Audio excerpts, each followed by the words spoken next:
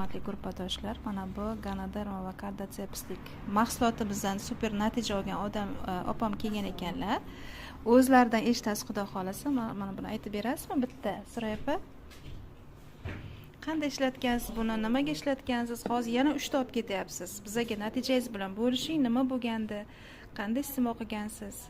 Buni ertalab kechqurun och qoringa iste'mol qilinadi.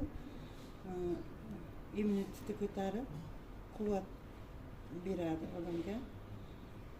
Men asosan gepatit B ga ichyapman. Avval 2 ta ichgandim. Hozir yana 3 ta oldim. Yoshlar, ayollar onamga berganimiz hastalarni tashladilar, shuni ichib 1 oylik. Mashalloh. Ichib, bu 1 oylik bitta nimasi. Onangiz ham ichgan, hassada yurardi, tashladi deyapsiz, a? Hassada yurardi, tashladi, zinalardan bemalol kirib chiqardilar. Siz o'zingizni yengil his qildingizmi? Gepatitim bor deyapsiz. Baribir gepatiti bor insonlarda charchoq bo'ladi-da.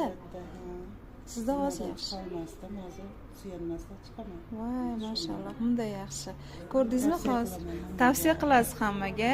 Hozir yana axtarib kelib do'konimizdan olib ketishayotgan ekanlar. Asosan gepatitlarga ham zo'r ekan, raklarga zo'r ekan.